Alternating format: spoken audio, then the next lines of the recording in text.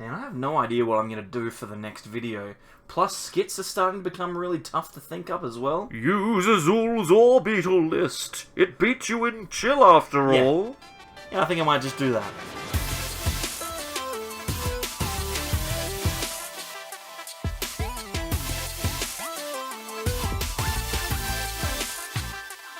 Welcome back everyone to more from the Sableyes. I'm Mitch and today we're going to take a look at Azul GG's OP Orbeetle deck. It did really well in Chill TCG. It even beat yours truly in that event. It's got a really strong matchup against lots of meta-relevant decks, including the very popular Rapid Strike Urshifu. Let's jump over onto PTCGO and check out the list. It is a very simple concept made better by a couple of key inclusions from battle styles. Orbeetle VMAX has obviously been a very strong card since it was released in Darkness Ablaze, or at least that's when I think it came out. Eerie Beam means that once during your turn, if this Pokemon's in the active position, we can place 1 damage counter on all of our opponent's Pokemon, plus G-Max Wave for a grass and colorless energy does 50 damage, plus 50 more for every energy on your opponent's active Pokemon. Very powerful with 1 retreat cost, which we can easily get around thanks to U-Turn Board. We are going to be able to very comfortably deal with a lot of threats. We can take knockouts on a whole bunch of Pokemon, including Mewtwo and Urshifus when they stack up a bunch of energy like Single Strike tends to do. We can get those knockouts with G-Max Wave. We can spread a whole bunch of damage counters around, which is really good. And against a lot of the decks in the format at the moment that can't hit 310, we've got cards like Cheryl, which can come in and heal all of the damage off of our Urshifus. Pair that with a few copies of Mallow Lana as well, and we are almost indestructible. So it's really strong and really capable of getting a lot of healing off, which is very good. The real way this deck is going to work, rather than attacking with G-Max Wave, though that's kind of going to be our last resort, we're really just going to be Eerie Beaming as many times as we can every turn, and then retreating into things like Lily's Pokédoll, or even our Gormandized Snorlax. So it's a really simple deck. It's not too crazy, and to be honest, it's really powerful, and that's why Azul did so well with it on that in that tournament on Wednesday. Remember, Weakness Guard Energy is a 4 of in this deck so that we don't auto-lose to fire decks. You'd be surprised, it's actually really easy to get those out. Paired with things like Guzma and Hala, we can very easily find those Weakness Guard Energies and get our Orbeetles safe from those fire types. Let's jump over onto some games now and see how it works. Hopefully I can show it off healing and attacking. That would be perfect. We have a decent start. Starting Snorlax is usually really strong. Our opponent's given us a couple of extra cards, which is kind of counterintuitive. I know that they are playing a welder-based deck, so we're going to need to find ourselves some cards real early. I kind of want to grab Guzma and Hala so that we can search out that Weakness Guard Energy early.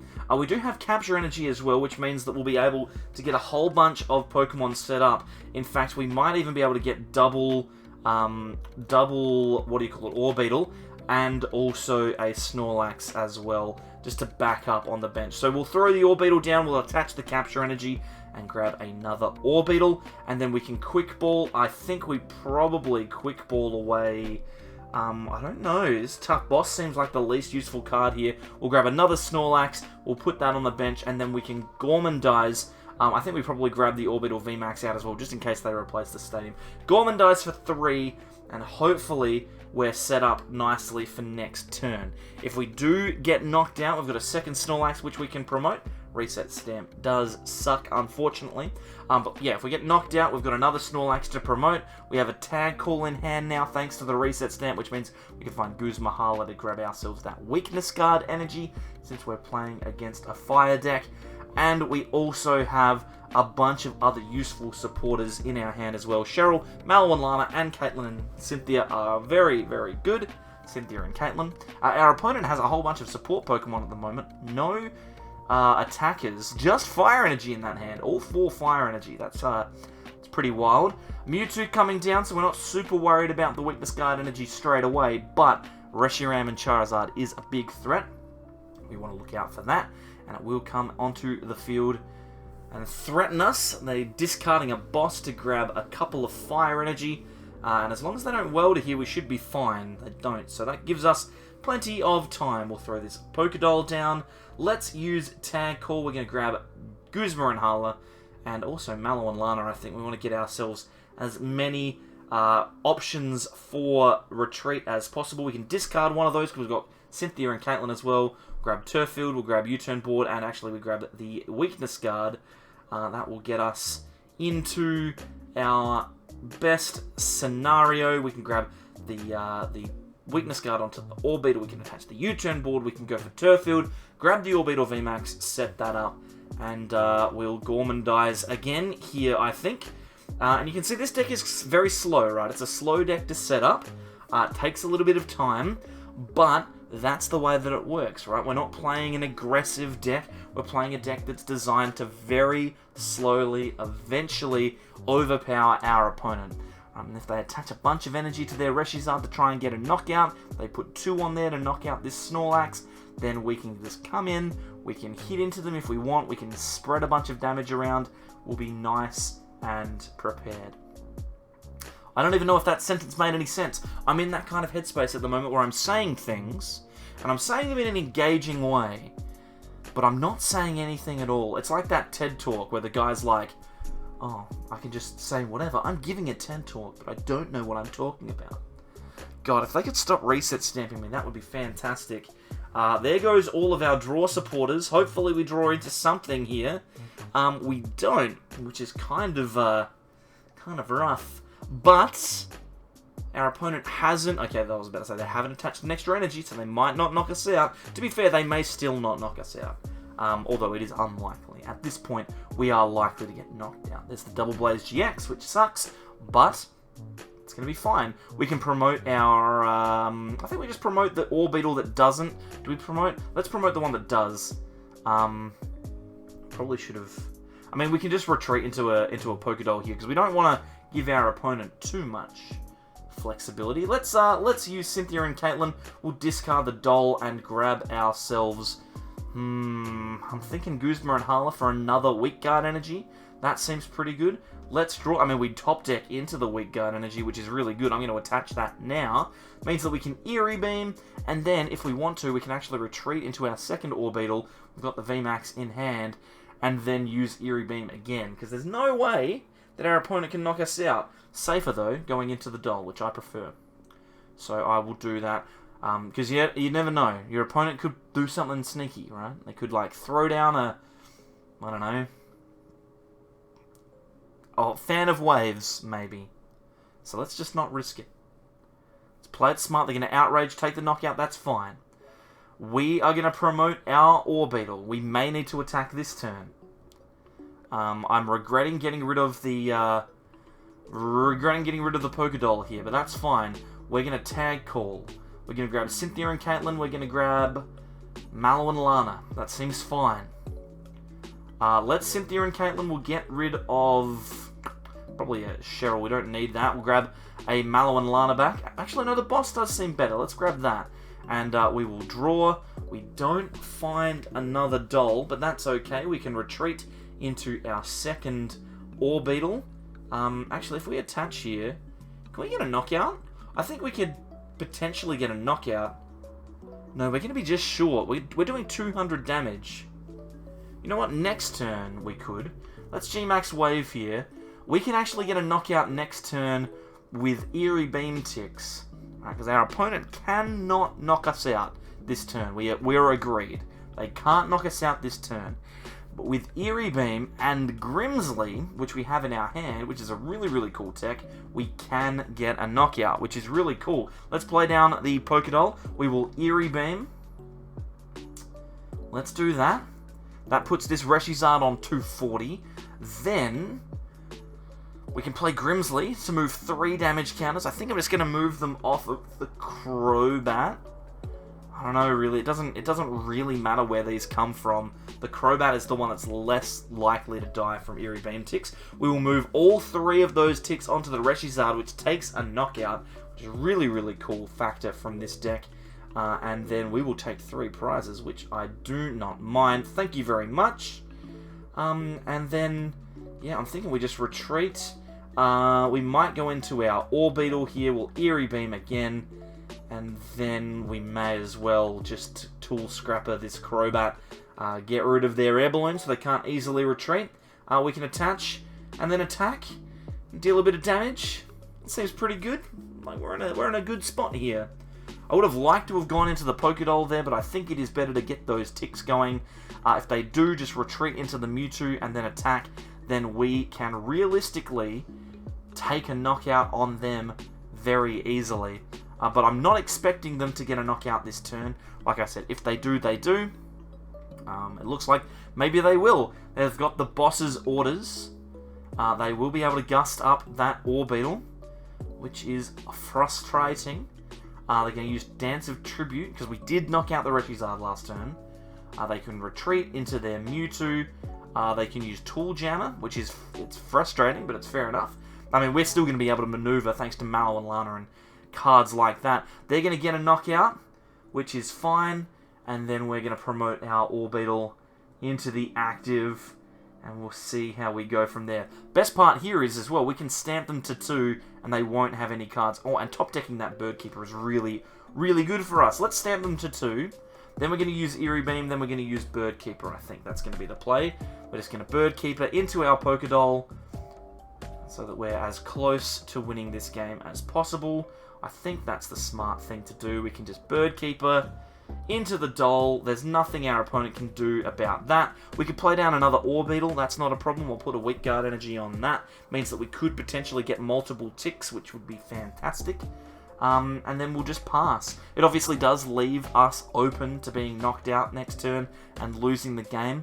But for them to get an attack on this Orbeetle that deals enough damage to knock it out, they're gonna likely need to use Welder and Boss, which they can't do, and their hand's so small, right? They've got almost nothing to do.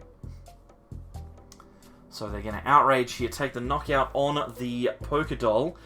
We can promote our Orbeetle. I think with one card in hand, it might actually be time to just like Eerie Beam and then Gust something out.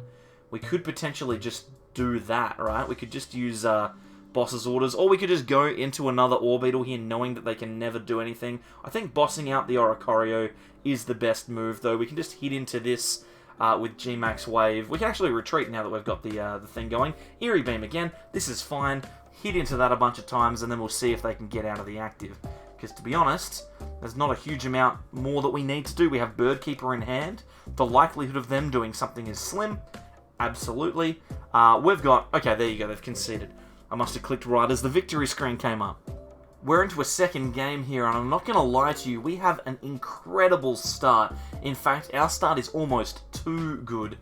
We have a Snorlax in the active, we have double Orbeetle on the bench. And, I mean, a Quick Ball and a Capture Energy means that we can thin this hand right down and Gormandize a fresh one really easily. Of course, depends on what we top deck.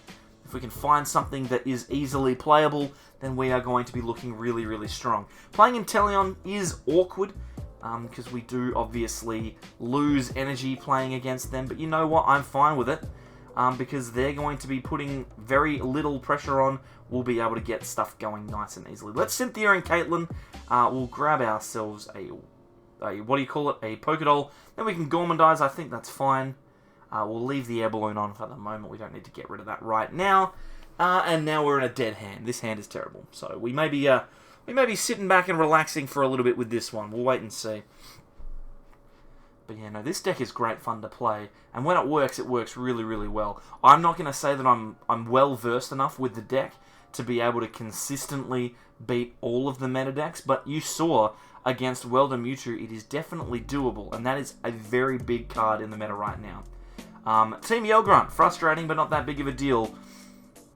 Hopefully, this game is going to be resolved not through our Weak Guard energies, but instead, and our Capture energies, but rather through our ability. I think we're just going to be able to, continuously heal over and over and over, and then just deal a bunch of spread damage. Because Inteleon in general, Eon, does 60 to 160 damage a turn. So I think we're going to be fine. We will continue to attach, though. It is, of course, correct to attach. Let's use our Tool Scrapper now. You can get rid of that air balloon back there. This will mean that we can Gormandize for a card. which is nice. We're not too worried about what that card is, though. Bird Keeper's a good one. I'm happy with that. But yeah, we're hoping that we can find ourselves a VMAX next turn. We're just going to keep moving in between our VMAXs and our weaker 1 prize or 0 prize Pokemon until we eventually get across the line. Another Yell Grunt sucks, but 60 damage does nothing for us. We're not stressed. Let's attach that Aromatic Grass, which is a good card to top deck. Then we can Bird Keeper. We don't find the VMAX, which is unfortunate. But we can retreat here. I think we just retreat into the Doll. We could have actually used Strafe, to be honest, rather than just retreating, but I don't think that the 20 damage is going to make that much of a difference. It could in the long run, but you know what, doesn't really matter.